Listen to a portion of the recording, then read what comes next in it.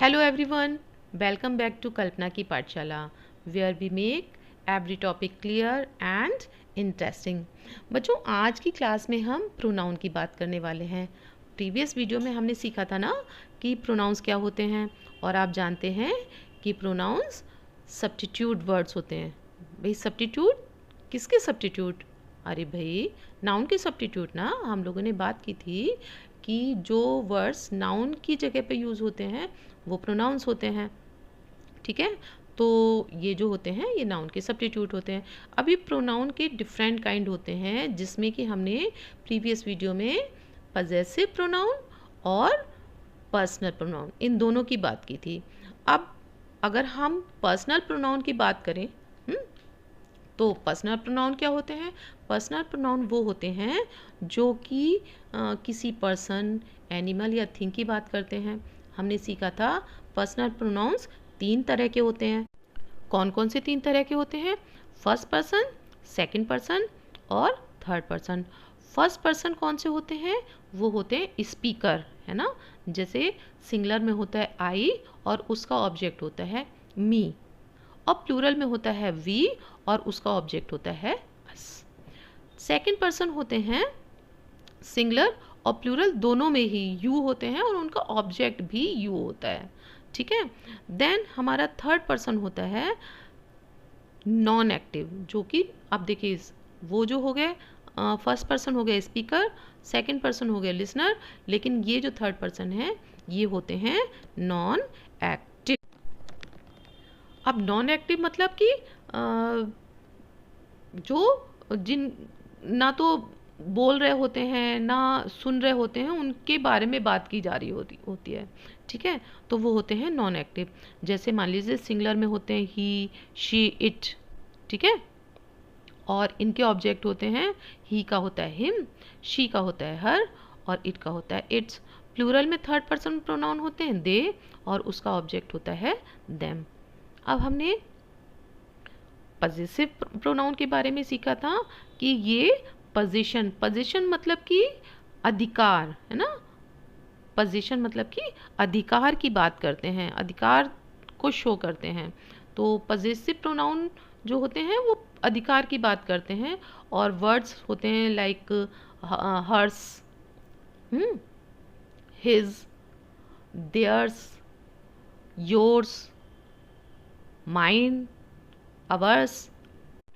ये सारे क्या होते हैं? हमारे पजेसिव प्रोनाउन होते हैं। तो बच्चों अब ये तो बात हो गई हमारी प्रोनाउंस की कि प्रोनाउंस क्या होते हैं, कितने तरह के होते हैं, है ना। अब इसके बाद बारी आती है कि जो हमने सीखा है उसके लिए हमें रिवीजन भी करने की ज़रूरत होती है।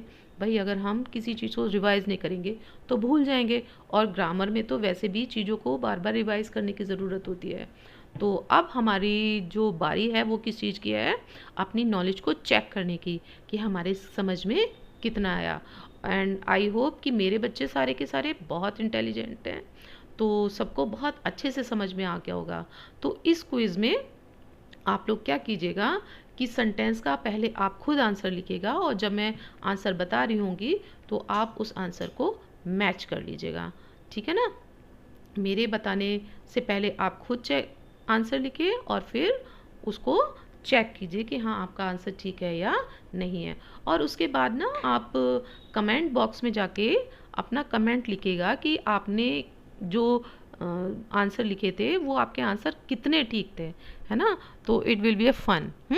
चलिए तो हम अपनी क्विज स्टार्ट करते हैं। हमारा फर्स्ट सेंटेंस है dash I am learning German and Japanese these days.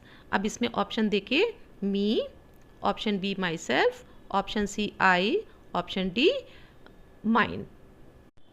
अब इस सेंटेंस में देखिए हमारा क्या है, हमें सब्जेक्ट की ज़रूरत है ना। एम से पहले हमारा जो वर्ब है उससे पहले हमें सब्जेक्ट की ज़रूरत होती है। तो अब इसमें हमारा सब्जेक्ट क्या हो सकता है? मी तो हमारा सब्जेक्ट है नहीं, मी हमारा क्या है? ऑब्जेक्ट है। माई सेल्फ हमारा रिफ्लेक्सिव प्रोनाउन होता है, जिससे कि हम अपने सेंटेंस को स्टार्ट नहीं करते हैं। Grammatically it is wrong. आपने बहुत से लोगों को कहते सुना होगा my self, Meenu, my self, Shilpi, my self this, my self that. तो ग्रामेटिकली इट इज़ इनकरेक्ट है ना, करेक्ट नहीं होता ये, तो ऐसे नहीं बोलना चाहिए। ठीक है, अब यहाँ पर हमें किसकी ज़रूरत है, यहाँ पर हमें ज़रूरत है सब्जेक्ट की। और सब्जेक्ट हमारा क्या है, सब्जेक्ट है हमारा आई, क्योंकि माइन हमारा पजेसिव प्रोनाउन है जो कि सब्जेक्ट के तरह यूज़ नहीं होता है। अब देखिए, अगर हम ये कहेंगे माइन एम लर्निंग, आपको भी अच्छा नहीं लग रहा ना, है ना, गलत लग रहा है। ये गलत है। हमारा करेक्ट आंसर है option number C, I am learning German and Japanese these days. ठीक है, नेक्स्ट आंसर है हमारा he gave dash a book to read. अब यहाँ पर देखिए हमें किसकी ज़रूरत है, यहाँ पर हमें ज़रूरत है ऑब्जेक्ट की, है ना। तो हमारा सेंटेंस हो जाएगा he gave me a book to read, क्योंकि आई हमारा सब्जेक्ट है, माई सेल्फ अभी मैंने आपको बताया था कि वो रिफ्लेक्सिव प्रोनाउन है। और माइन हमारा पजेसिव प्रोनाउन है, जो कि जिसकी हमें पोजीशन की या तो कोई बात ही नहीं दिख रही है, तो इस वजह से option number A is the correct answer. Then हमारा थर्ड सेंटेंस है this pencil is not yours it's dash. अब यहाँ पर देखिए, यहाँ पर आपको पोजीशन दिखाना है ना, पोजीशन की बात हो रही है, तो हमारा option number D is the correct answer, क्योंकि मी हमारा ऑब्जेक्ट है जिसकी हमें ज़रूरत नहीं है, आई हमारा सब्जेक्ट है जिसकी हमें ज़रूरत नहीं है, माई सेल्फ हमें ज़रूरत नहीं है, तो हमें ज़रूरत किसकी है, माइन की ज़रूरत है। हाँ बच्चों, अब देखिए यहाँ पर तो देखिए माइन है, अगर मान लो यहाँ पर योर्स होता, हर्स होता, हिज होता, तो हमारा वो करेक्ट आंसर होता, हम ये वर्ड भी यहाँ पे फिल कर सकते थे। ठीक है ना। देन हमारा फोर्थ सेंटेंस है रिया कॉल्ड डैश यस्टरडे। अब यहाँ पर देखिए हमें किसकी ज़रूरत है, यहाँ पर हमें ऑब्जेक्ट की ज़रूरत हो रही है ना। तो रिया कॉल्ड मी यस्टरडे, तो option number A is the correct answer. My हमारा क्या है, पजेसिव एडजेक्टिव है, वो हमें फिल नहीं करना है। आई हमारा सब्जेक्ट है जिसकी हमें ज़रूरत नहीं है। माइन हमारा पजेसिव प्रोनाउन है जिसकी हमें ज़रूरत नहीं, कोई पोजीशन नहीं यहाँ पर दिखाया जा रहा है, यहाँ पे हमें ऑब्जेक्ट की ज़रूरत है। देन हमारा फिफ्थ सेंटेंस है she and dash went to the seminar together. अब यहाँ पर देखिए शी के साथ हमें किसकी ज़रूरत हो रही है, शी के साथ हमें ज़रूरत हो रही है सब्जेक्ट की।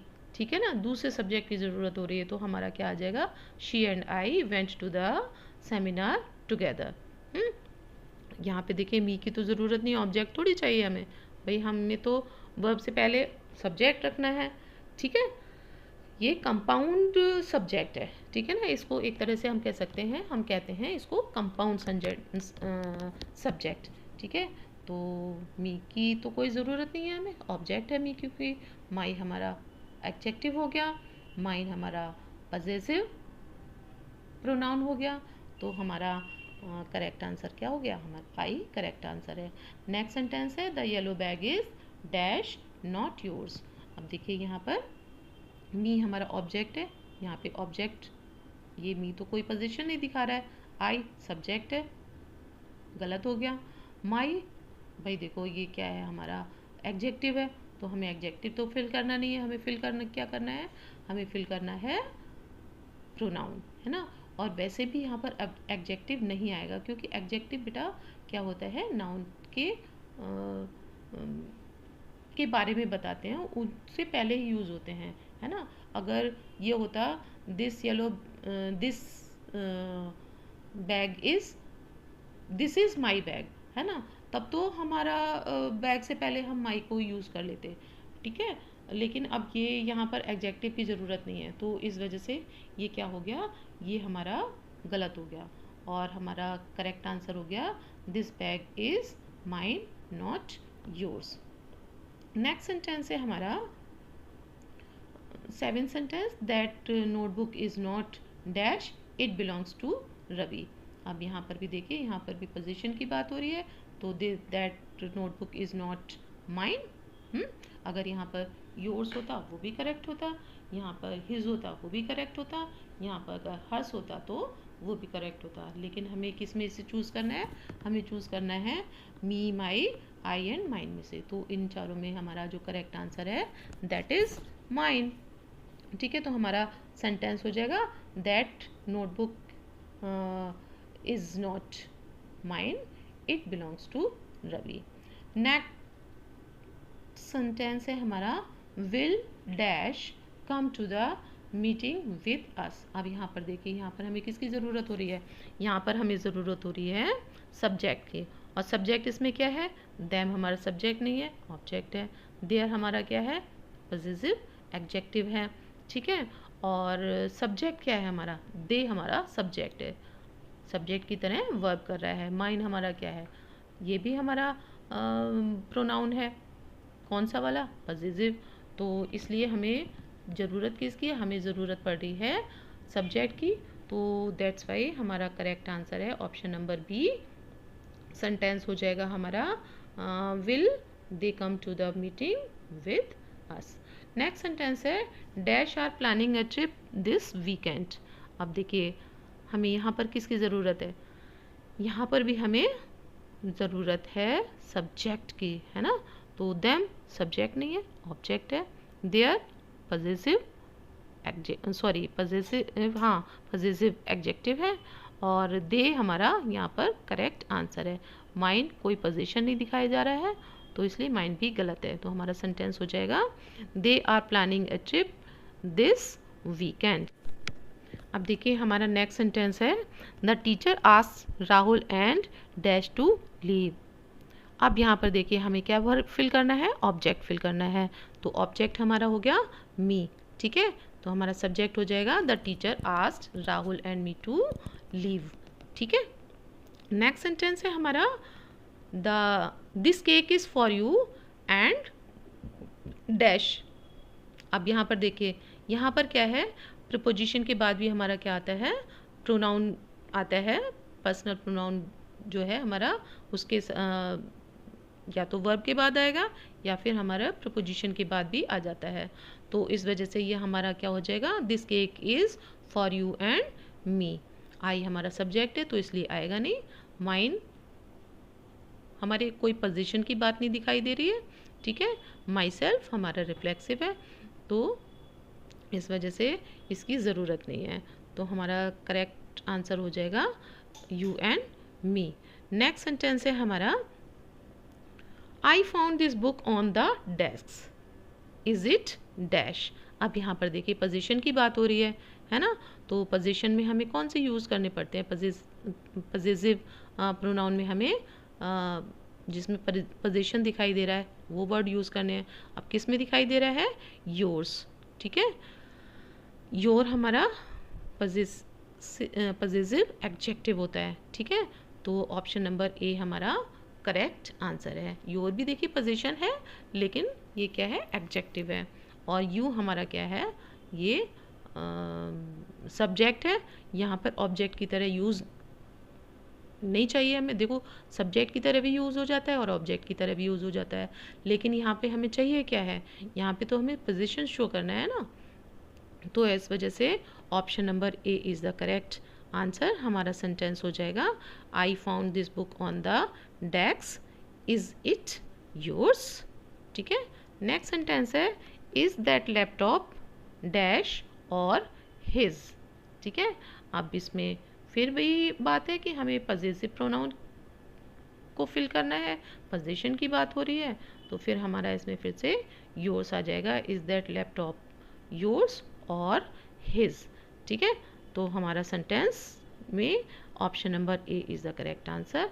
नेक्स्ट सेंटेंस है please tell dash the truth. अब इसमें देखिए option number A is the I, option number B is me, C is mind and D is myself. तो प्लीज़ टेल मी, ठीक है। टेल के बाद क्या आएगा? हमारे वर्ब के बाद क्या आता है? ऑब्जेक्ट आता है, और ऑब्जेक्ट हमारा क्या है? मी। तो please tell me the truth. तो option number B is the correct answer.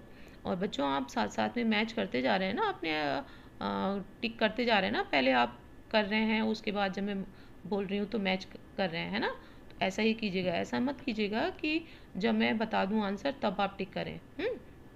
तो अपने आंसर को मैच कीजिएगा। चलिए नेक्स्ट सेंटेंस है हमारा dash went to the party without you. अब देखिए यहाँ पे हमें किसकी ज़रूरत है? यहाँ पे हमें ज़रूरत है सब्जेक्ट की, है ना। तो सब्जेक्ट हमारा क्या है, option number A is the correct answer, क्योंकि बी हमारा क्या है, ये हमारा सब्जेक्ट नहीं है, ये पोजीशन शो कर रहा है और एडजेक्टिव है। देयर्स हमारा पॉजिटिव प्रोनाउन है और देम हमारा ऑब्जेक्ट की तरह वर्क कर रहा है। और यहाँ पर हमें क्या चाहिए, यहाँ पर हमें चाहिए सब्जेक्ट। तो हमारा सेंटेंस हो जाएगा they went to the party without you. ठीक है, अब नेक्स्ट सेंटेंस है हमारा he blamed dash for the mistake. ठीक है, अब देखिए हमारा क्या इसमें फिल करना है, ही ब्लेम्ड डैश, यहाँ पे हमें फिल करना है ऑब्जेक्ट, लेकिन यहाँ पर जो वर्ड है यू, वो मैंने बताया था ना आपको कि सब्जेक्ट में भी वही होता है, यू ही होता है, और ऑब्जेक्ट में भी यू ही होता है। तो हमारा option number B is the correct answer.